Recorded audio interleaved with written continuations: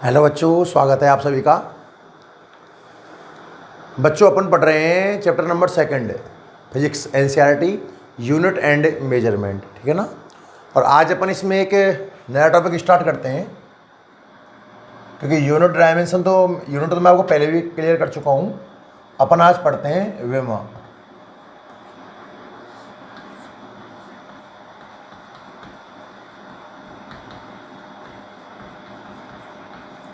Dimensions, ठीक है ना। ध्यान सुनना अच्छे से ना। मात्रक अपन पहले भी क्लियर कर चुके हैं। विमा एकदम बिल्कुल नया टॉपिक है आपके लिए। देखिए, जैसे मैंने मूल राशियों को 2 हिस्सों में बांटा था निर्भरता के आधार पर। पहली थी मूल राशियां और दूसरी थी व्युत्पन्न राशियां। मूल राशियां 7 थीं और जितनी भी व्युत्पन्न राशियां हैं वो सारी की सारी मूल राशियों से मिलकर बनी हुई थी। आपको डेफिनेशन याद होगी। मूल राशियां जो स्वतंत्र थीं और व्युत्पन्न राशियां जो डिपेंड कर रही थीं मूल राशियों पर। इसका मतलब ये हुआ कि प्रत्येक व्युत्पन्न राशि को मूल राशि के पदों में लिख सकते हैं हम। भाई, कोई भी व्युत्पन्न राशि है उसमें हम ये डिसाइड कर सकते हैं कि कौन कौन सी मूल राशियां हैं और कितनी मात्रा में हैं। तो इस चीज़ को अपन विमा से रिप्रेजेंट करेंगे।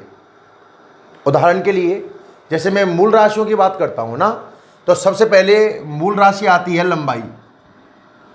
सबसे पहली मूल राशि आती है लंबाई।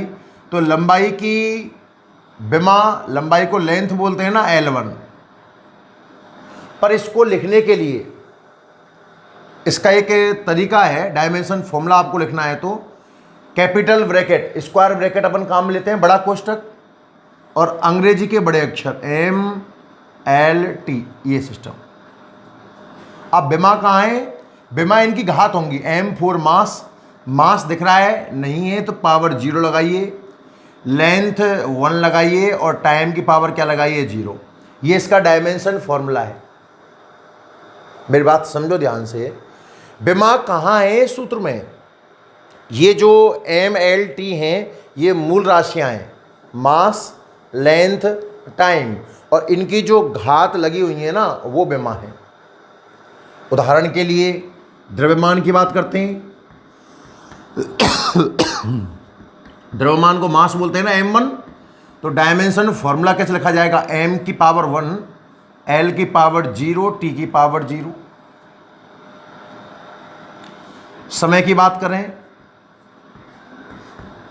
टाइम T1, तो M0, L0, T1 fundamental quantities है।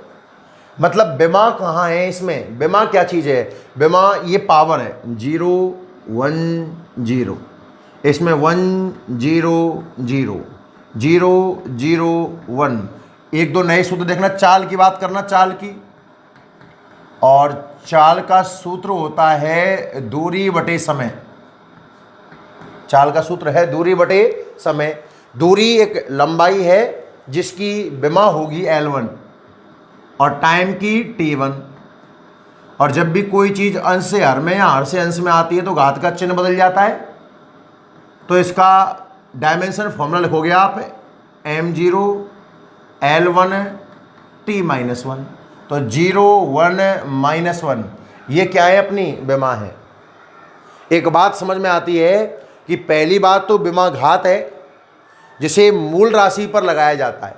विमा वो घातें हैं जिन्हें किसी भौतिक राशि को व्यक्त करने के लिए मूल राशि पर लगाया जाता है।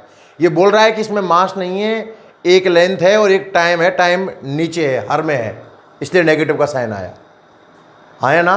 तो 2, 4, 5 बात इसके बारे में पहले लिखते हैं। विमा के बारे में 2, 4 पॉइंट लिखते हैं, उसके बाद अपन आज के लेक्चर में ना विमा निकालना सीखेंगे। ध्यान से देखना।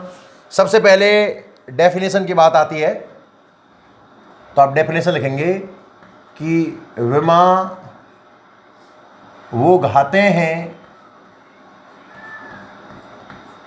विमा वो घातें हैं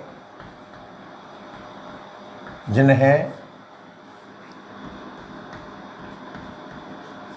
किसी भौतिक राशि को व्यक्त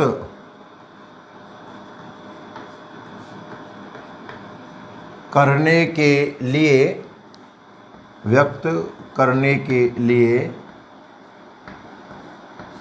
मूल राशियों पर लगाया जाता है। पहला नंबर का पॉइंट आपको समझ में आया ना कि विमा पहली बात तो घात हैं जिन्हें किसी भौतिक राशि को व्यक्त करने के लिए कहाँ लगाया जाता है भाई, मूल राशियों पर लगाया जाता है। नोट करिए डेफिनेशन आप कि विमा ऐसी घात है, विमा पावर है, हाँ सही दिख रहा है ना, जिन्हें किसी भौतिक राशि को व्यक्त करने के लिए मूल राशियों पर लगाया जाता है। एक नंबर पॉइंट। दूसरी बात, अब विमा लिखने का एक तरीका है, डायमेंशन फॉर्मूला कैसे लिखा जाए तो सुनना ध्यान से। विमा लिखने के लिए आप हमेशा अंग्रेजी के कैपिटल लेटर काम में लोगे और बड़ा कोष्टक MLT और इनकी कोई पावर लगा दोगे ABC करके, कुछ इस तरीके से अपन विमा को लिखेंगे। तो इसमें विमा A, B और C है, ध्यान रखना है ना। देखिए, विमा को हमेशा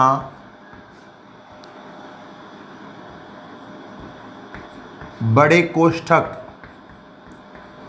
स्क्वायर ब्रैकेट बड़े कोष्ठक में तथा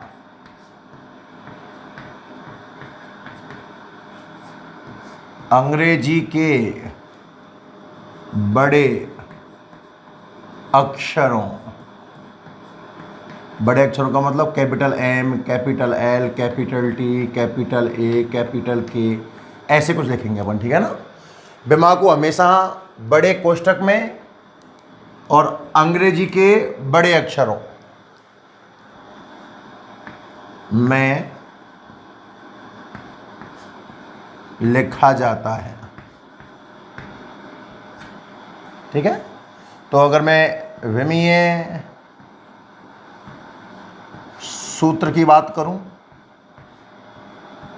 डायमेंशन फॉर्मूले की बात करूं, तो बड़ा कोष्ठक कुछ M की पावर, कैपिटल L की पावर और कैपिटल T की पावर, ये हमारा डायमेंशनल फॉर्मूला बन जाएगा। नोट करते जाइए भाई एक एक पॉइंट। विमा वो घातें हैं जिन्हें किसी भौतिक राशि को व्यक्त करने के लिए पहली बात तो मूल राशियों पर लगाया जाता है, हमेशा बड़े कोष्ठक और अंग्रेजी के बड़े अक्षरों में लिखी जाती हैं, है ना। और विमीय सूत्र आपने लिख लिया। अच्छा, एक नाम और आता है डायमेंशन इक्वेशन। देखो ध्यान से, चलो इसको नोट कर लो एक बार पहले।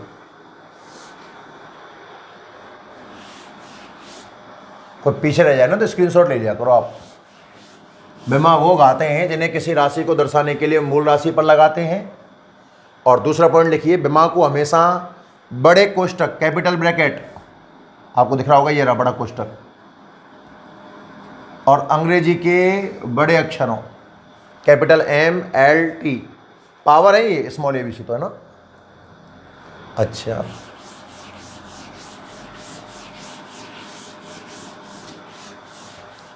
देखो दो नाम हैं, डायमेंशन फॉर्मूला और डायमेंशन इक्वेशन। इनमें क्या अंतर है?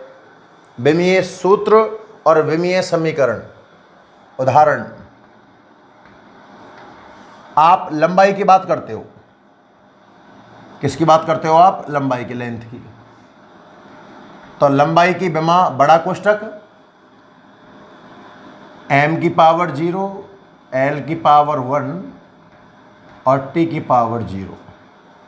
बेटा इसको तो बोलते हैं विमीय सूत्र। ध्यान रखना, भौतिक राशि लिखी रहेगी और बराबर में बड़ा कोष्ठक इस तरीके से। एक नाम आता है डायमेंशन इक्वेशन, विमीय समीकरण। तो देखो विमीय समीकरण के लिए अपन क्या करते हैं कि ये जो भौतिक राशि है लंबाई, इस पर भी अपन एक कोष्ठक लगा देंगे, इक्वल टू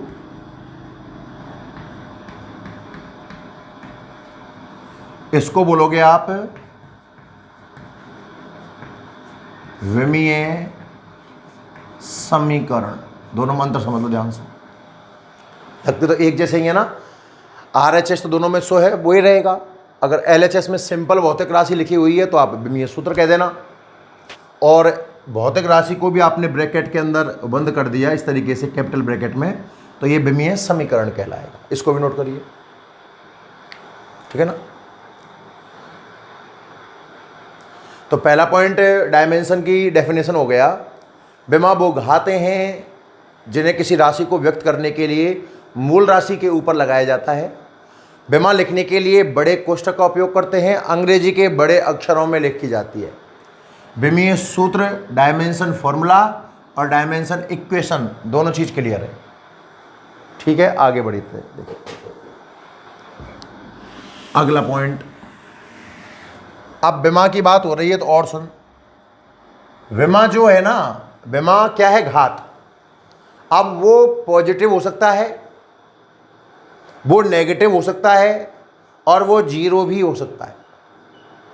डिपेंड करेगा आप किस चीज़ की विमा निकाल रहे हो। बहुत सारे डायमेंशन निकालेंगे अपन, तो आप लिखिए कि विमाएं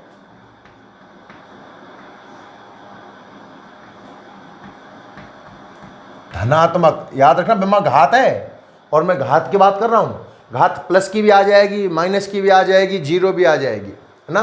तो विमाएं धनात्मक, कौमा ऋणात्मक या शून्य जीरो हो सकती हैं। याद रखना, डायमेंशन पॉजिटिव हो सकता है, नेगेटिव हो सकता है, जीरो भी हो सकता है। अरे पूर्णांक और अपूर्णांक भी हो सकते हैं, मतलब बटे में भी हो सकती है। पावर 1/2 भी आपको देखने को मिल जाएगी, ध्यान रखना। धनात्मक, ऋणात्मक या शून्य हो सकती हैं। अगले पॉइंट में लिख लो आप। अच्छा, अब सुनना ध्यान से। विमा कभी भी, क्या बोलने वाला था मैं, हाँ, विमा धनात्मक हो सकती है, ऋणात्मक हो सकती है और जीरो भी हो सकती है, ठीक है ना। अच्छा, विमा के बारे में नेक्स्ट पॉइंट लिखिए आप। जो सब नंबर होते हैं, गिनती के जो नंबर होते हैं 1/2, 1/5, इन सब चीज़ों की कोई विमा नहीं होती है, ध्यान रखना है ना। तो संख्याओं की,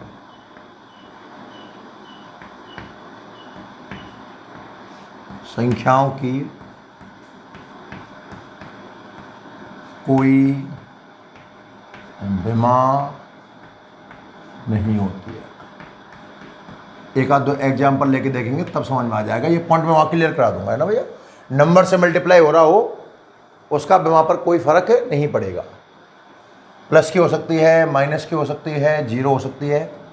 संख्याओं की कोई विमा नहीं होती, संख्याओं की। अच्छा, कई भौतिक राशियाँ ऐसी आएंगी जिनकी विमा आ रही होगी M0, L0, T0। उन्हें बोलते हैं बेटा विमाहीन। सुना ध्यान से, जिन भौतिक राशियों की, ऊपर संख्या लिखी हुई है, अब यहां बोल रहा हूं, जिन भौतिक राशियों की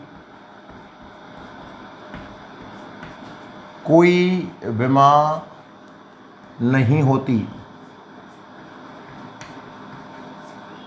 कोई विमा नहीं होती मतलब आप लिख सकते हो ब्रैकेट में M0, L0, T0, ऐसा रूप आएगा। ये आपके याददाश्त के लिए लिखा दिया है मैंने। जिन आपने कोई भौतिक राशि सॉल्व करी और भौतिक राशि सॉल्व करने के बाद में ऐसा फॉर्मेट मिल जाए आपको कि जिन भौतिक राशियों की कोई विमा नहीं होती उन्हें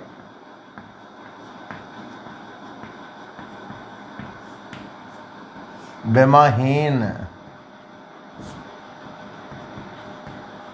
राशि कहते हैं, डायमेंशन लेस क्वांटिटी कहलाती हैं। एक दो एग्जाम्पल आप नोट कर लें, फिर अपन सॉल्व करेंगे तब समझ में आएगा। एक नाम तो आप लिखिएगा विकृति विकृति के बाद लिखिए आप अपवर्तनांक इत्यादि।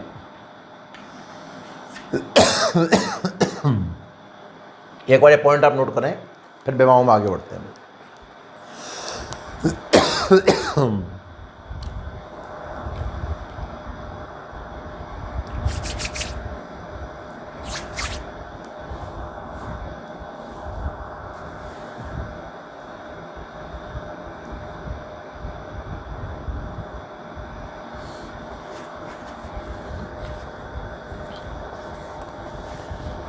ठीक है ना।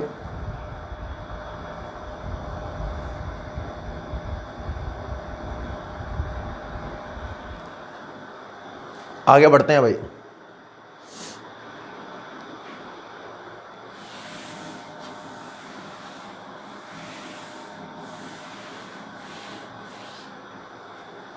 विमा निकालना सीखते हैं, सुनना ध्यान से। एक नंबर, सबसे पहली भौतिक राशि हम लंबाई लेते हैं। लंबाई तो देखो अपन लिखने का तरीका क्या रहेगा। लंबाई को आप इंग्लिश में बोलते हो लेंथ, तो ये तो खुद ही मूल राशि है, तो इसकी विमा आ जाएगी लेंथ L से रिप्रेजेंट किया L1। शॉर्ट में अपन L1 याद रख लेंगे और विमा लिख दिया करो, बगल में ही लिख दिया करो, कोई दिक्कत नहीं है। M0 L1 T0 इसकी विमा है। पहला पॉइंट समझ में आया ना। लंबाई की विमा है L1, क्योंकि इंग्लिश में इसको लेंथ बोलते हैं। अच्छा, L1 केवल लंबाई की विमा नहीं है भाई, ध्यान रखना। अब जैसे कहीं काम पड़ गया चौड़ाई का, तो चौड़ाई भी तो एक लंबाई है। L1 केवल लंबाई की विमा नहीं है, L1 उन सभी भौतिक राशियों की विमा है जिनको आप लंबाई के फॉर्मेट में मेजर कर सकते हो। कौन कौन सी? कमरे की बात करो, इस कमरे में आप बैठे हो। लंबाई, चौड़ाई, ऊंचाई, गहराई, भुजा, विकर्ण। समकोण त्रिभुज में आ जाओ, लंब, आधार, कर्ण, माध्यिका, परिमाप। वृत्त में आ जाओ, परिधि, त्रिज्या, व्यास, जीवा, दूरी, विस्थापन, बहुत सारे नाम। इन सब की विमा क्या होने वाली है साहब? L1। क्योंकि आप जिस भी चीज़ को, ऐसी कोई भी भौतिक राशि जिसको आप लंबाई के टर्म में मेजर कर पाओगे, उन सभी भौतिक राशियों की विमा हो जाएगी L1। तो मैं स्टार लगाकर इस बात को नोट कराता हूँ। कौन कौन सी है जो याद रखना आप? सुनो, लंबाई तो है ही, लंबाई, चौड़ाई, कमरे की बात कर लो पहले। लंबाई, चौड़ाई, ऊंचाई,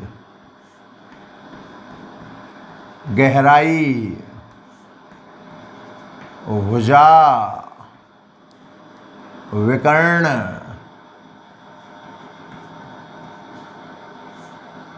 अब त्रिभुज में आ जाओ, आधार, लंब, कर्ण,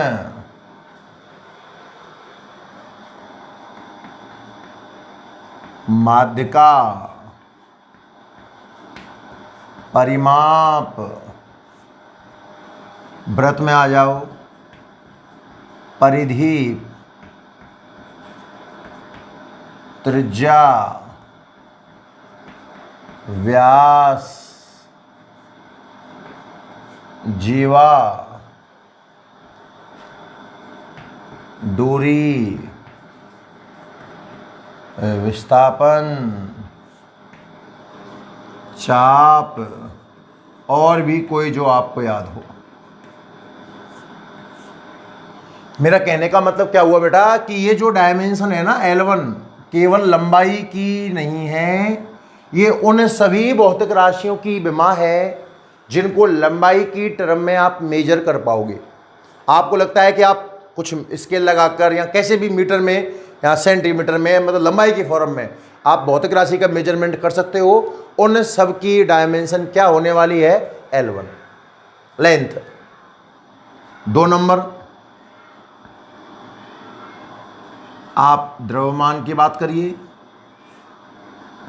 तो द्रव्यमान को बोलते हैं इंग्लिश में मास ना, तो m1।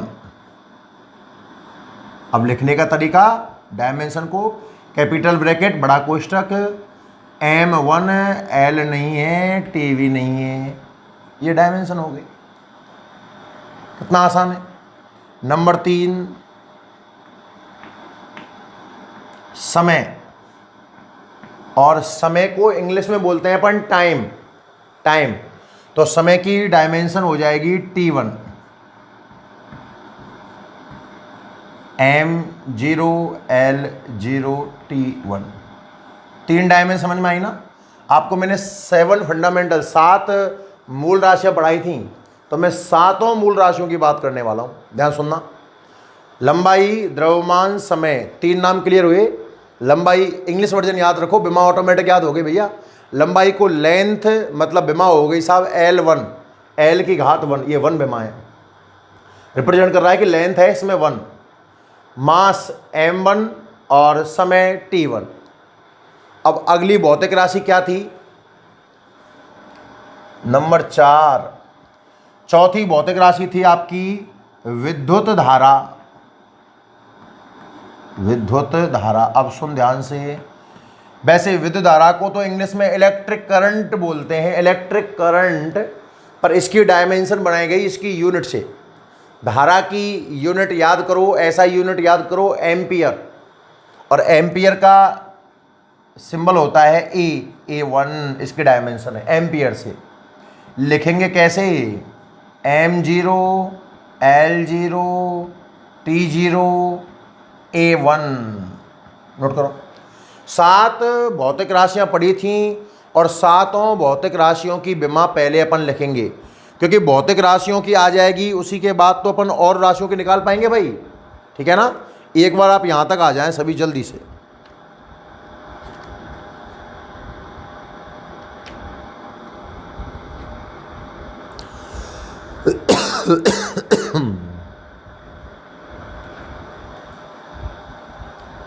ठीक है। लंबाई की हो गई L1, द्रव्यमान की हो गई m1, समय की हो गई t1। अब अपन मात्रक के आधार पर निकालेंगे बाकी राशियों की विमा। ठीक है ना। तो विद्युत धारा का एम्पियर। नेक्स्ट अगर आप बात करते हो टेम्परेचर, ताप की, तो टेम्परेचर की भी डायमेंशन उसके यूनिट से आएगी। अब टेम्परेचर को T1 मत लिख देना, क्योंकि T1 तो आपने टाइम को लिख लिया है ना। और टेम्परेचर की SI यूनिट, SI की लिस्ट लिखाई थी मैं लास्ट लेक्चर में आपको, क्या होती है बेटा? केल्विन। Kelvin means K1। तो डायमेंशन लिख दीजिए m0 l0 t0 K1। K1 को भी ब्रैकेट बंद कर देंगे तब भी चल जाएगा, पर ठीक लगता है थोड़ा सा ऐसे। ठीक है। नेक्स्ट यहां लिख देता हूं। नंबर 6, छठी भौतिक राशि थी ज्योति तीव्रता, और 7वीं भौतिक राशि थी पदार्थ की मात्रा।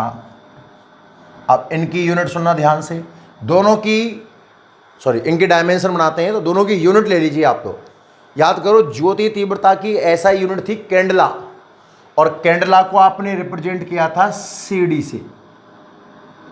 इसको स्मॉल ही रखेंगे ना, कैपिटल C और small d। m0 l0 t0 और CD1।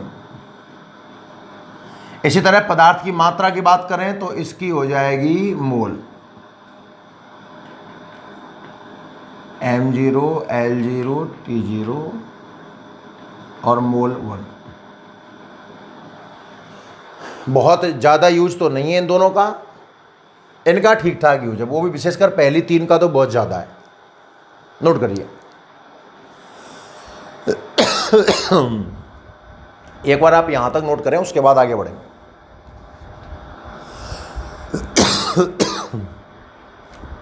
अगर आपको मूल राशियां याद हैं 7, तो SI सिस्टम भी याद हो जाएगा, और SI सिस्टम याद है तो ये 7 विमाएं बड़ी आसानी से आपको याद हो गई होंगी।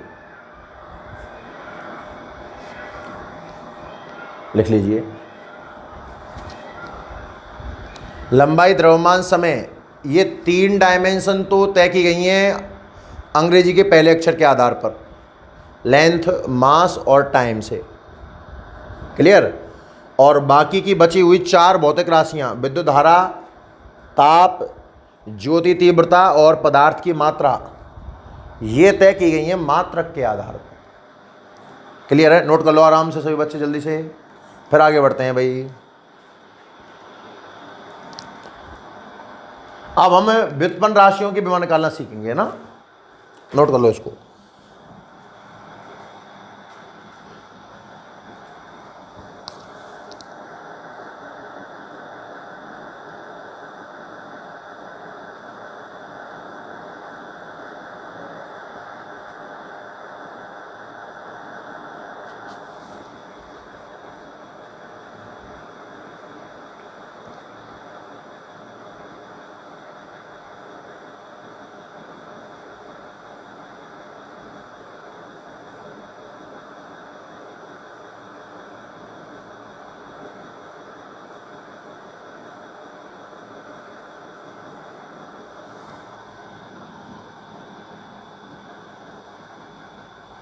लिख लिया सभी ने?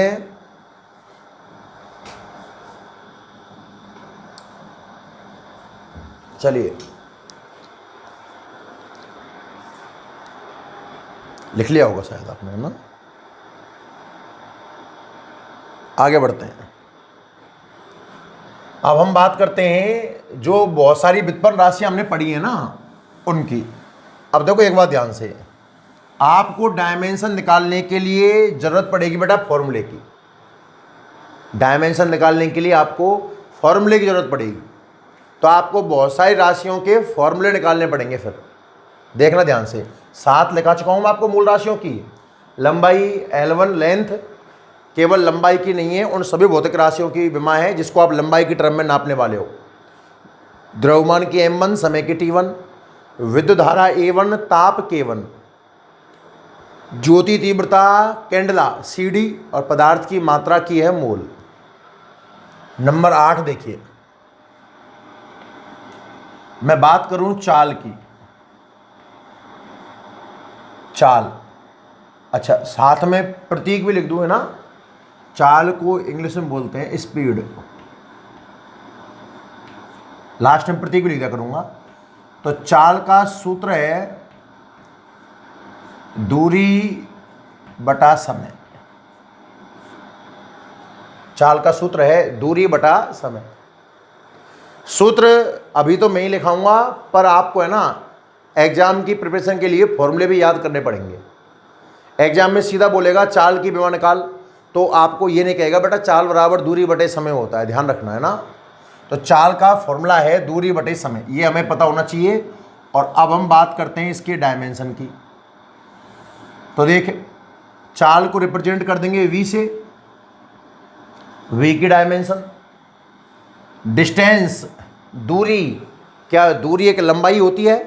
बिल्कुल, किसी वस्तु द्वारा निश्चित समय अंतराल में तय किए गए पथ की कुल लंबाई दूरी कहलाती है। लंबाई है तो दूरी की डायमेंशन हो जाएगी L1, और समय मूल राशि है बिल्कुल, इसकी हो जाएगी T1।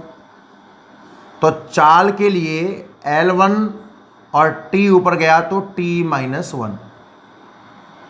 तो इसकी डायमेंशन फॉर्मूला अगर मुझे लिखना है, बड़ा कोष्टक M0 L1 T-1। एक तो आपको ये समझ में आना चाहिए, ये तो है डायमेंशन फॉर्मूला।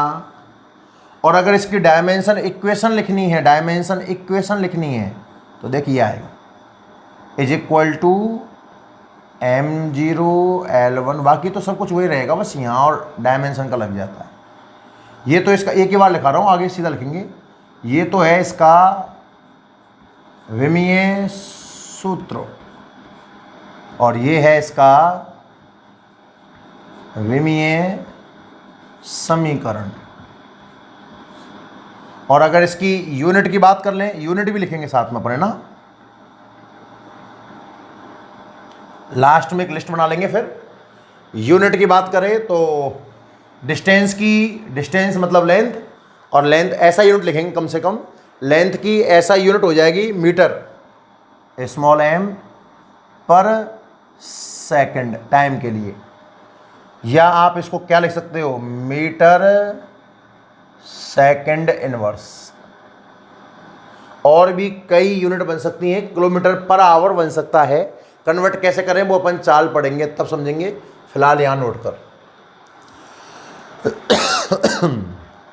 दोनों चीज पढ़ेंगे अपन साथ में ना, डायमेंशन भी निकालेंगे और यूनिट भी निकालेंगे। 8 नंबर समझ में आ गया ना। फॉर्मूले आपको याद करने पड़ेंगे भैया, फॉर्मूले के बाद डायमेंशन निकालना समझ में आना चाहिए। दूरी लंबाई है L1, समय की T1, ऊपर गया L1T-1 और पूरा लिख दिया M0 L1T-1। 8वां। 9वां देखते हैं। चाल के बाद आप नंबर लीजिए वेग का, वेग, और वेग का सूत्र है विस्थापन बटा समय, वेलोसिटी बोलते हैं ना। चाल को स्पीड, डिस्टेंस, दूरी को डिस्टेंस, टाइम, वेलोसिटी, डिस्प्लेसमेंट और टाइम, ठीक है। इन दोनों में सदिश और अदिश का अंतर है। चाल और वेग चीज़ तो एक ही है, खैर कुछ कुछ। चाल अदिश राशि है और वेग सदिश राशि है। डायमेंशन आप निकालिए, चलिए। रिप्रेजेंट फिलहाल तो V से ही कर दीजिए। निकालिए डायमेंशन, चलो।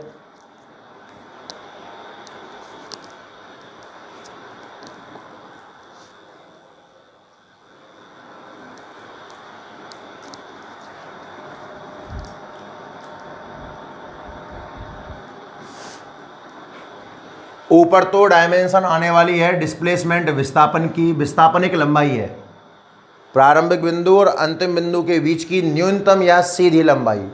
तो विस्थापन की डायमेंशन तो आ जाएगी L1 और समय की आ जाएगी T1।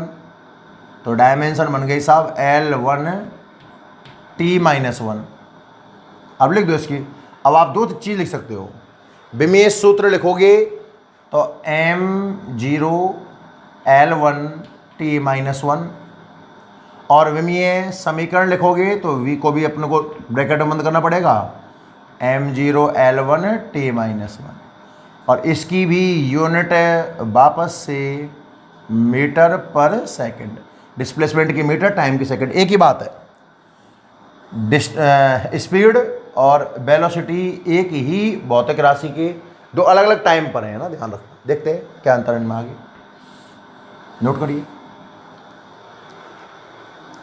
7 तो हमने मूल राशियां पढ़ ली। लंबाई, द्रव्यमान, समय, विद्युत धारा, ताप, ज्योति तीव्रता, पदार्थ की मात्रा। और 8वां नंबर हमने चाल पढ़ा, दूरी बटे समय, दूरी L1, समय T1 हो जाएगा आराम से। और 9वां नंबर हमने वेग का पढ़ा।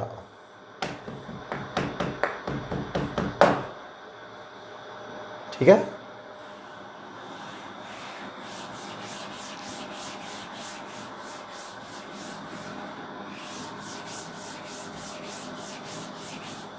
नेक्स्ट 10वां नंबर, सुनना ध्यान से। त्वरण, एक्सेलरेशन बोलते हैं। तो इसका सिंबल हो जाएगा E। देखो, भौतिक राशि का सूत्र भी पढ़ रहे हैं, प्रतीक भी पढ़ रहे हैं, विमा भी निकाल रहे हैं और मात्रक भी पढ़ रहे हैं भैया मैं ना। त्वरण का सूत्र होता है वेग में परिवर्तन वटा समय। जैसे आप कोई बाइक चला रहे हो और बाइक में अगर आप एक्सीलेटर खींचते हो, रेस देते हो, तो उसकी स्पीड बढ़ जाती है। किस दर से स्पीड बढ़ रही है वो त्वरण है। ब्रेक लगाते हो तो स्पीड घट जाती है, वो त्वरण का ही दूसरा टाइप है, मंदन कह सकते हैं आप, है ना। तो स्पीड का चेंज होना एक तरीके से, इसलिए मैंने बढ़ना घटना नहीं लिखा है। वेग में परिवर्तन बटा समय। डायमेंशन निकालते हैं तो acceleration A is equal to, वेग में परिवर्तन रहेगा तो एक वेग ही, पहले गाड़ी की रफ्तार 30 मीटर पर सेकंड थी, आपने 60 मीटर पर सेकंड कर दी, तो चेंज 30 मीटर पर सेकंड का हुआ, मतलब रहेगा तो वेग ही। और वेग की थोड़ी देर पहले आई थी L1t-1 और समय की t1। तो इसका चलो डायमेंशन आप तो इक्वेशन लिख देते हैं सब चीज़ का। डायमेंशन इक्वेशन एक्सेलरेशन का L1t-1, t1 ऊपर गया हो तो t-1 हो गया होगा। तो डायमेंशन इक्वेशन बन जाएगा इसका m0 L1 और t। बेटा आधार समान होता है तो घातें जुड़ जाती हैं, -1 -1 -2 एक्सेलरेशन का आ गया। और अगर मैं बात करूं इसकी यूनिट की तो देख वेलोसिटी की आई थी मीटर पर सेकंड बटे समय की सेकंड, सेकंड बटा 1 मान लो, रिवर्स करोगे मल्टीप्लाई करोगे तो आएगा मीटर पर सेकंड स्क्वायर। देखो डायमेंशन नोट करो। त्वरण का फॉर्मूला है वेग में परिवर्तन बटा समय। तो डायमेंशन तो आ गई, ऊपर तो वेग की L1t-1 और नीचे समय की आई t1। आप हर से अंश में ले गए तो L1t-2 हो गया, विमा आ गई m0 L1t-2 है ना, और डायमेंशन आ गई मीटर पर सेकंड स्क्वायर त्वरण, और यूनिट मीटर पर सेकंड स्क्वायर आप याद रखेंगे इसकी, ठीक है। तो त्वरण का फॉर्मूला याद हो गया, वेग में परिवर्तन बटे समय। त्वरण का सिंबल हो जाएगा स्मॉल ए, कैपिटल ए मत बोलना, कैपिटल ए रिप्रेजेंट करता है एरिया को। यूनिट हो जाएगी मीटर पर सेकंड स्क्वायर, और डायमेंशन निकालना आपसे की गई। तो डायमेंशन तो निकालना आना चाहिए ना, फॉर्मूले आपको याद हो जाएंगे। 11 नंबर, बात करें बल की। देखो बहुत इंपॉर्टेंट फिजिकल क्वांटिटी है फिजिक्स में बल। दो फिजिकल क्वांटिटी बहुत ज़्यादा इंपॉर्टेंट है बेटा, बल और कार्य, फोर्स और वर्क। दोनों की डायमेंशन मैं आपको निकालना सिखा रहा हूँ, और संभव हो तो डायरेक्ट याद कर लेना, क्योंकि आप आगे देखोगे कि कई फॉलो में सीधा काम में आएगा। चलो करते हैं स्टार्ट। बल का फॉर्मूला होता है द्रव्यमान इनटू त्वरण। अब देखो ऐसे तो याद करना थोड़ा सा टफ है, आप इसका है ना शॉर्ट याद करें, फोर्स F, मास M और एक्सेलरेशन A, F बराबर ma, बहुत जल्दी याद हो जाएगा। बल को फोर्स बोलते हैं, सिंबल F हो गया, द्रव्यमान का सिंबल M हो गया, एक्सेलरेशन का सिंबल A हो गया। तो फॉर्मूला तैयार हो गया क्या, F बराबर ma, जल्दी याद हो जाएगा आपको, F बराबर ma। अब डायमेंशन निकाल ले, फोर्स की dimension is equal to mass की तो हो जाएगी m1। अब देखो एक्सेलरेशन अगर याद नहीं है तो आपको जाना होगा बेटा वेग में परिवर्तन बटा समय, फिर वेग के लिए विस्थापन बटे समय बहुत लंबा हो जाएगा। फिलहाल यहाँ से देख लीजिए त्वरण की डायमेंशन कितनी आई है, L1t-2।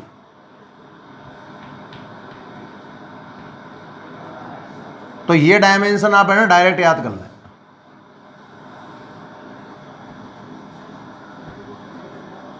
काफ़ी चीज़ें आसान हो जाएंगी अगर आपने फोर्स की डायमेंशन याद कर ली तो। M1 L1 MLT तो आप लिखते ही हो, 1 1 -2, 112 1 1 -2, जिस फॉर्म में आपको याद हो जाए ना, फोर्स की याद कर लेना, M1 L1t-2। देखो अगर आपको याद नहीं है तो फिर एक लंबा तरीका बताऊं।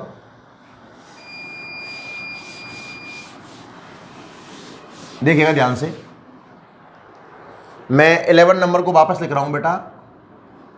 जैसे बल की डायमेंशन आ गई। अब सुन, सबसे पहले बल का फॉर्मूला लिख, F बराबर ma, हिंदी में लिख दे, ये ले, बल बराबर द्रव्यमान इनटू त्वरण।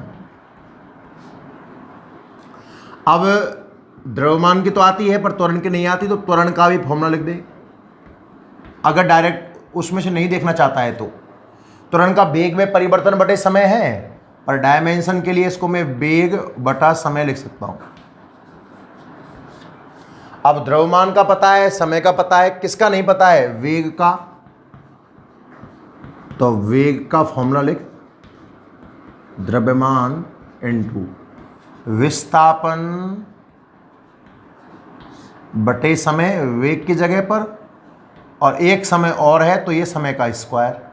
इतना बड़ा सूत्र बना। अब इसकी डायमेंशन लिख, बल की डायमेंशन। तो द्रव्यमान की हो जाएगी मास m1, विस्थापन एक लंबाई है l1 और समय t1 की पावर 2।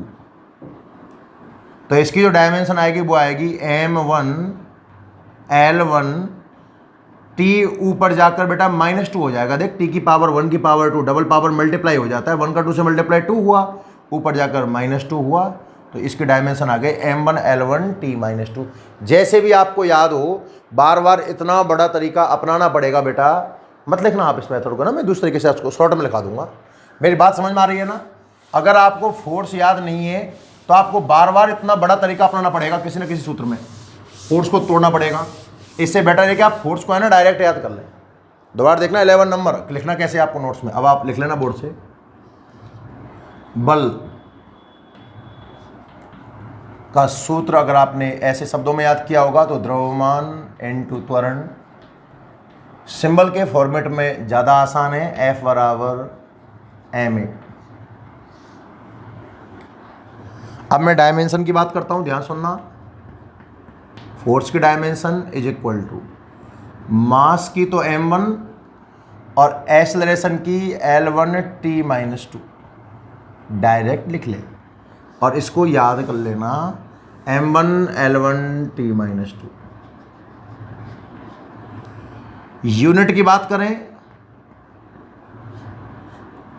तो फोर्स की जो SI यूनिट है वो होगी न्यूटन। न्यूटन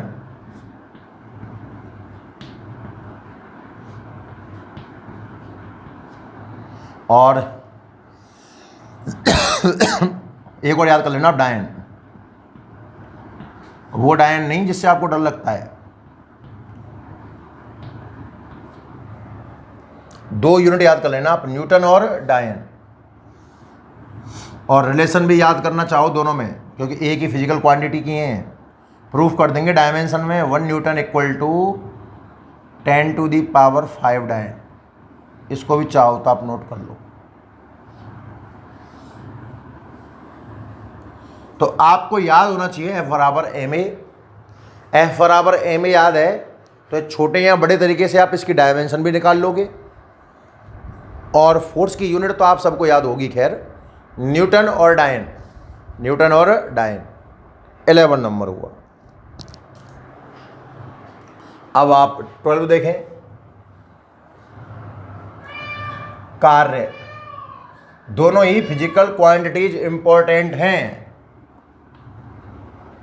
आप इनकी डायमेंशन सीधा याद रखोगे, याद करना है, लिख लो इस पर।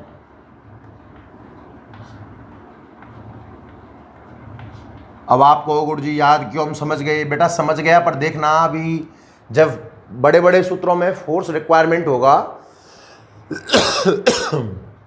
तो अपन डायरेक्ट डायमेंशन की बात करेंगे। अब ऐसा नहीं करेंगे कि बल का सूत्र लिखें फिर हम वेग त्वरण का सूत्र लिखें फिर हम वेग का सूत्र लिखें, बहुत लंबा तरीका हो जाएगा। अब देखें आप कार्य का। कार्य का सूत्र है बेटा बल गुणा विस्थापन। बल गुणा विस्थापन। सिंबल में बात करें तो W बराबर होने को तो Fs cos थीटा होता है। Fs cos थीटा वर्क पढ़ेंगे तब समझेंगे, पर डायमेंशन के लिए आप केवल W बराबर Fs से काम चल जाएगा। तो ये फॉर्मूला याद होना चाहिए। देखो कितनी सी बात है याद करने के लिए। बल में आपको याद करना है F बराबर ma। ऑटोमेटिक डायमेंशन निकल के आएगी m1 l1 t -2। और यूनिट की बात करोगे तो न्यूटन और डायन। न्यूटन नाम सुना है, डायन आपने खूब अच्छी तरह महसूस किया है। तो 1 न्यूटन इक्वल टू 10⁵ डायन। ये रिलेशन भले आप याद मत करना, जब अपन डायमेंशन के एप्लीकेशन पढ़ेंगे तो ये दो तरीके से अपन प्रूफ कर देंगे, with help of unit and with help of dimension. मात्रक की सहायता से भी सिद्ध कर सकता हूँ इसको मैं, और विमा की सहायता से भी प्रूफ कर देंगे। W बराबर Fs की बात करते हैं तो कार्य की डायमेंशन क्या होगी साहब, बल की डायमेंशन और विस्थापन की डायमेंशन। बल की डायमेंशन क्या होती है आपको याद करवाइए अभी, m1L1T-2, सीधा याद कर लेना बेटा, m1L1। अदरवाइज सोच यहाँ जाकर फंस जाएगा। पहले तो बल को लिखना पड़ेगा द्रव्यमान गुणा त्वरण, फिर त्वरण को वेग बटे समय, फिर वेग को विस्थापन बटे समय, काफ़ी कॉम्प्लिकेटेड हो जाएगा। तो उससे बेटर है कि सीधा याद कर ले m1L1T-2, और विस्थापन एक लंबाई है L1, तो वर्क की डायमेंशन आ जाएगी m1L2T-2।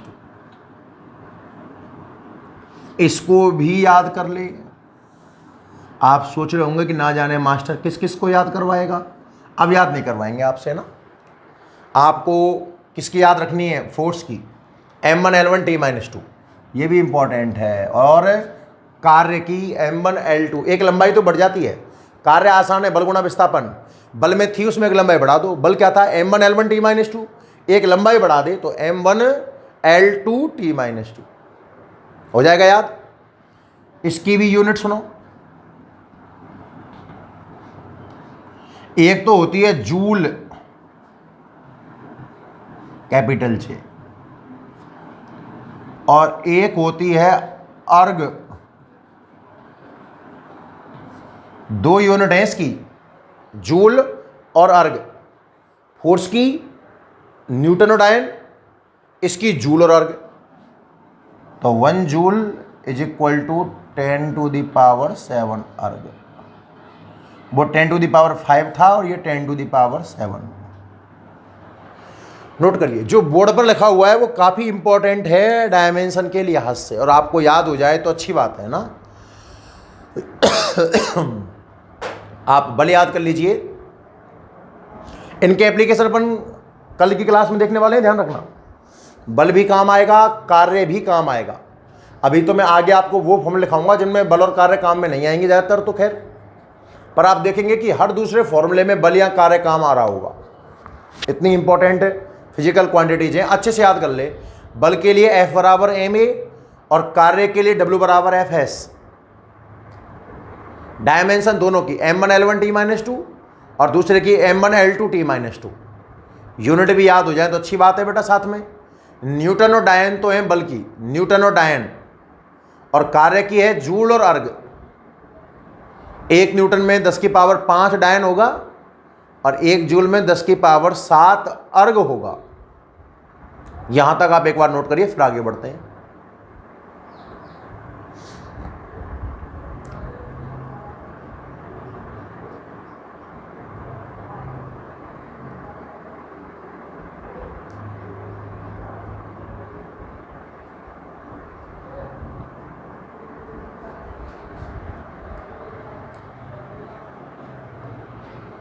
ठीक है, तो 7 तो मूल राशि पढ़ ली और 5 व्युत्पन्न राशि, चाल, वेग, त्वरण, बल, कार्य। आगे फॉर्मूलों को याद करना ही पड़ेगा बेटा, है ना। बाकी बल पढ़ेंगे तब बल का खूब समझ आएंगे, कार्य पढ़ेंगे तब कार्य का। पूरी 11th-12th के फॉर्मूले अपन एक साथ लिखने वाले हैं। नेक्स्ट,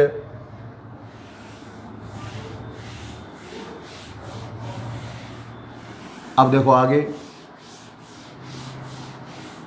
13 नंबर देखिएगा। बल हो गया m1, देखो कितना याद किया आपने।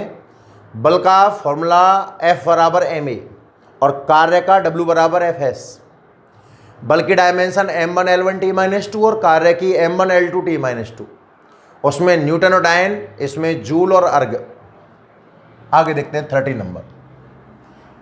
थोड़ा आसान चीज ले लें, मैं क्षेत्रफल की बात कर लेता हूं। क्षेत्रफल को हम बोलते हैं बेटा एरिया, और क्षेत्रफल का आपने सूत्र याद कर रखा होगा, लंबाई गुना चौड़ाई। तो आप ऐसे याद ना करके ना क्षेत्रफल को रिप्रेजेंट करेंगे कैपिटल ए से। ध्यान रखना, स्मॉल ए एक्सीलरेशन होता है, त्वरण होता है, और कैपिटल ए एरिया होता है। तो एरिया का फॉर्मूला है लेंथ इंटू ब्रेथ, लंबाई गुना चौड़ाई। मेरी बात समझना ध्यान से। अब बहुत से बच्चे सोच रहे होंगे कि सर जी ये तो क्षेत्रफल आयत का होता है, हम किसी और आकृति का क्षेत्रफल लें, त्रिभुज का लें, वर्ग का लें, सबका लेंगे, थोड़ा ध्यान रखना। अभी डायमेंशन की बात कर ले, पहले फॉर्मूला याद हो जाएगा। और देखो सिंबल रूप में फॉर्मूला जल्दी याद होता है, लॉन्ग समय आपको याद रहेगा। ए बराबर एल बी। अब डायमेंशन की बात करना, एरिया की डायमेंशन, तो लेंथ की डायमेंशन L1 और ब्रेथ की डायमेंशन भी L1, लंबाई की भी L1, और मैंने कहा था ना चौड़ाई भी तो एक लंबाई है। डायमेंशन के लिहाज से जो फिजिकल क्वांटिटी लेंथ है वही क्या है, ब्रेथ, चौड़ाई। लंबाई चौड़ाई एक ही बात है। तो फिर इसकी डायमेंशन क्या बन जाएगी साहब, एरिया की डायमेंशन बन जाएगी, m नहीं है तो 0, L2 और T भी 0। डायमेंशन आ गई m0 L2 T0। समझ में आया कि नहीं आया? और अगर मैं यूनिट की बात करता, तो लगा दिमाग, लेंथ की मीटर और ब्रेथ की भी मीटर, तो मीटर इंटू मीटर, मीटर का स्क्वायर। अब आप एरिया ना कोई सी आकृति का ले लो, आप तो वृत्त के क्षेत्रफल की बात करो कि सब वृत्त का क्षेत्रफल लेना, वृत्त का क्षेत्रफल, तो बेटा वृत्त का क्षेत्रफल आता है पाई आर स्क्वायर। जो आप चाहोगे उस आकृति का निकाल के दिखाएंगे, L2 ही आएगी। अब देख, वृत्त के क्षेत्रफल की आपको डायमेंशन चाहिए, वृत्त के क्षेत्रफल की डायमेंशन चाहिए। पाई एक कांस्टेंट नंबर है, याद कर, 22/7 पढ़ा है ना आपने। कैलकुलेट, पाई का मान तो कुछ और ही होता है, पर कैलकुलेट करने के लिए अपन 22/7 लेते हैं। तो मैंने कहा था संख्याओं की कोई विमा नहीं होती साहब, पाई की कोई विमा। अब ये मत कहना कि पाई विमाहीन राशि है, पाई राशि थोड़ी है भाई, पाई तो एक नंबर है, इसकी कोई विमा नहीं होगी।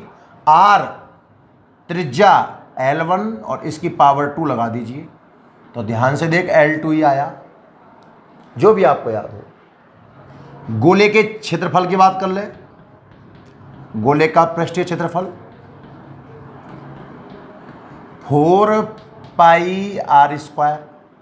तो देख, 4 की कोई डायमेंशन नहीं, पाई की कोई डायमेंशन नहीं, आर स्क्वायर की हो जाएगी L2, आर की L1 की पावर 2 L2 आ जाएगी। आप समकोण त्रिभुज की क्षेत्र बात कर लीजिए, समकोण त्रिभुज का क्षेत्रफल 1/2 गुणा आधार गुणा ऊंचाई, यही तो याद कर रखा है आपने। तो 1/2 की कोई डायमेंशन नहीं होगी, संख्याओं की डायमेंशन नहीं होती, आधार की L1, ऊंचाई की L1, कुल मिलाकर L2। मेरा कहने का मतलब यह है बेटा, तुझे ना किसी का भी एरिया याद हो, कोई भी भौतिक राशि का एरिया लिख के देख ले, नंबरों को हटा दे, लास्ट में तुझे महसूस होगा कि एरिया का मतलब तो सर 2 लेंथ का मल्टीप्लाई होता है। अब आयत की बात कर रहे हो तो 2 लेंथ का मल्टीप्लाई है, वृत्त की बात कर रहे हो संख्या को छोड़ दो, 2 लेंथ का मल्टीप्लाई है, आर और आर का मल्टीप्लाई, वृत्त की, गोले की, समकोण त्रिभुज की, और भी जो भी तुझे याद हो। बेलन का वक्र पृष्ठीय क्षेत्रफल याद कर, 2 पाई आर एल, 2 की डायमेंशन नहीं है, पाई की डायमेंशन नहीं है, आर की डायमेंशन होती है L1 और लेंथ की L1, तो वापस कितना आएगा L2। कोई भी एरिया हो, मेरी बात समझ में आ गई सबको? तो ऐसे कंफ्यूज नहीं होना है कि sir area length into breadth ये तो आयत का होता है। अबे तुझे जो पसंद हो डायमेंशन के लिए वो एरिया चुन ले, सभी एरिया, किसी भी आकृति का एरिया की बात कर रहा हूं, सबकी डायमेंशन एक ही आने वाली है बच्चों, L2। क्लियर हो गया होगा अब तो दिमाग में ना? आगे देखते हैं। तो क्षेत्रफल क्लियर है ना? क्षेत्रफल का मतलब हुआ आज के बाद दिमाग में 2 लंबाइयों का मल्टीप्लाई, 2 लंबाइयों का मल्टीप्लाई, डायमेंशन हो गई L2 और यूनिट आ गई बेटा metre square. Clear? 13 number. Next 14 और देख लो, आयतन, वॉल्यूम बोलते हैं। और आयतन का सूत्र आपने पढ़ लिया होगा, लंबाई गुणा चौड़ाई गुणा ऊंचाई। दिख रहा है क्या सभी को? आयतन का लंबाई गुना बिल्कुल length into breadth into height. अब दिमाग में आया होगा सर जी ये तो घनाभ का आयतन है, वॉल्यूम का सिंबल V, लेंथ का L, ब्रेथ का B और हाइट का H। तो आपको याद करना है B बराबर LVH। जल्दी याद होंगे ना ऐसे। आपने एरिया याद किया है लंबाई गुना चौड़ाई L इंटू बी और volume L into B into H. निकाल के देख लेते हैं, फिर आप अलग अलग आकृतियों का निकाल के देखें, देखो समान आता है कि नहीं आता। मतलब एरिया 2 लेंथ का मल्टीप्लाई है और वॉल्यूम 3 लेंथ का मल्टीप्लाई है। तो देख ध्यान से, वॉल्यूम की dimension is equal to length की डायमेंशन L1, ब्रेथ की डायमेंशन L1 और हाइट की डायमेंशन L1। मैंने कहा था ना L1 केवल लंबाई की नहीं है बेटा, लंबाई जैसी जितनी भी भौतिक राशियां हैं उन सब की एक ही डायमेंशन है L1। तो लंबाई चौड़ाई ऊंचाई तीनों की L1 L1 L1, कुल मिलाकर इसकी आप डायमेंशन लिख दोगे क्या, M0 L3 T0। और अगर मैं यूनिट की बात करता हूं तो metre metre metre metre cube. Area की यूनिट मीटर स्क्वायर और वॉल्यूम की यूनिट मीटर क्यूब। अब केवल घनाभ का आयतन नहीं है, डायमेंशन या फिजिक्स की दृष्टि से मैं वॉल्यूम की बात करता हूं, 3 लेंथ का मल्टीप्लाई है। आपको गोले का आयतन याद होगा 4/3 pi r cube, 4/3 pi r cube. Dimension निकाल के देख ले, 4/3 संख्या है, इसकी कोई डायमेंशन नहीं है। पाई भी एक संख्या है 22/7, इसकी भी कोई डायमेंशन नहीं है। आर क्यू की डायमेंशन है, आर की है L1, 3 है तो L3 आ जाएगा। कोई भी वॉल्यूम चेक करके देख लेना, 3 लेंथ का मल्टीप्लाई दिखेगा तो डायमेंशन आ जाएगी L3। नोट करना है इसको। 14 भौतिक राशियां पढ़ ली।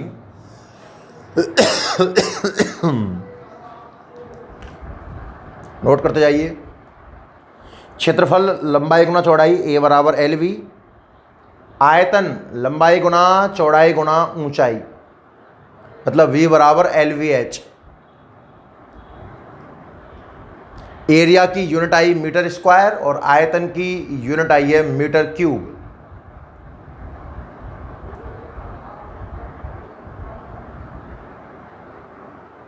ठीक है साहब। नेक्स्ट,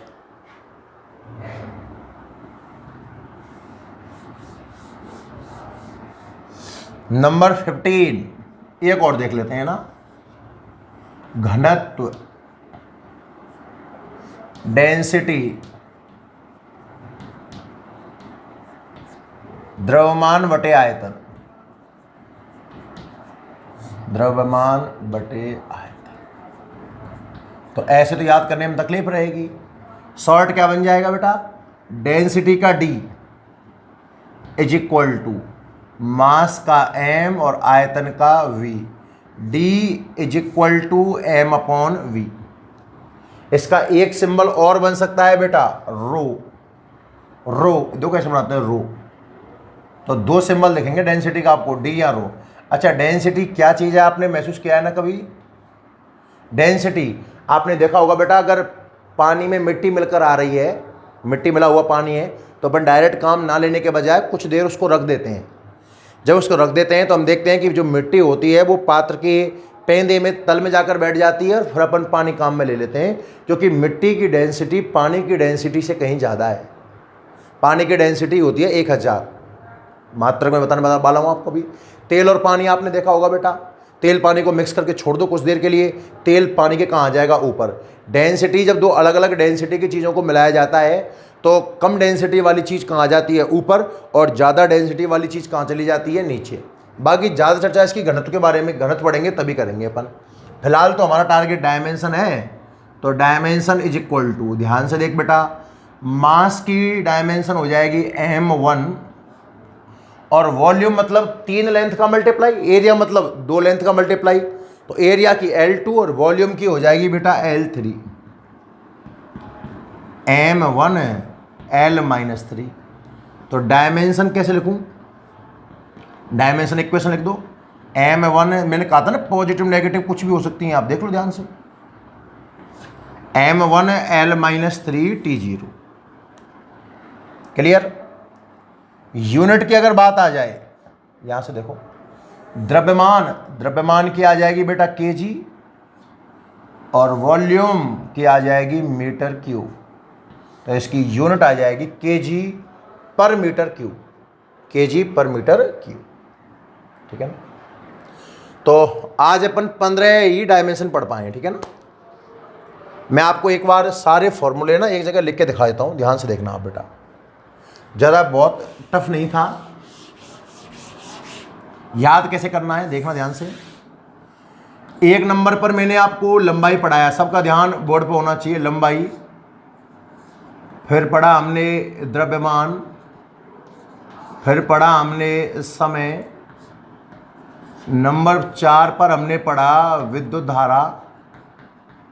नंबर 5 पर हमने पढ़ा ताप। नंबर 6 पर हमने पढ़ी ज्योति तीव्रता। और नंबर 7 पर हमने पढ़ी पदार्थ की मात्रा। नंबर 8 पर हमने पढ़ी चाल। 9 पर वेग। 10 पर त्वरण। 11 पर बल। 12 पर कार्य। 13 पर क्षेत्रफल। 14 पर आयतन और 15 पर घनत्व। यही 15 नाम तो हमने देखे हैं, सुन ध्यान से एक एक करके। लंबाई की डायमेंशन हो जाएगी बेटा L1 लेंथ बोलते हैं, द्रव्यमान की हो जाएगी मास M1, समय की हो जाएगी टाइम T1। ये 3 तो लिए गए हैं अंग्रेजी के पहले अक्षरों से, और बाकी 4 मूल राशियां विद्युत धारा मात्रक एम्पियर A1, ताप केल्विन K1, ज्योति तीव्रता CD1 और पदार्थ की मात्रा मोल 1। ये 7 तो हो गई फंडामेंटल क्वांटिटी। अब हमने चाल की बात करी तो फॉर्मूले याद होने चाहिए बेटा। चाल दूरी बटे समय, दूरी की ऊपर L1, समय नीचे से गया तो T-1। सेम वेग की विस्थापन बटे समय, त्वरण की L1 T-2। याद है वेग में परिवर्तन बटे समय, ऊपर L1 T-1 नीचे T1 तो L1 T-2। बल की अपन को याद होनी चाहिए डायरेक्ट M1 L1 T-2 और कार्य की M1 L2 T-2।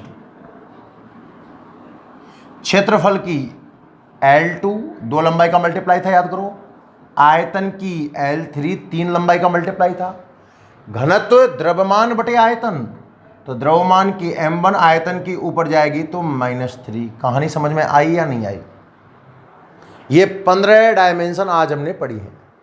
आपकी NCERT की बुक में एक बड़ी लिस्ट बनी हुई है बेटा, जितने फॉर्मूले संभव हो याद करना। मैं प्रयास करूंगा सारे फॉर्मूले आपको बोर्ड पर लिखवा पाऊँ। ठीक है बच्चों, आप नोट कर लीजिए। जुड़ने के लिए आप सभी बच्चों का धन्यवाद। लगातार अपनी पढ़ाई को जारी रखें भाई, है ना। और कल फिर क्लास होगी इसी वक्त। थैंक यू बच्चों।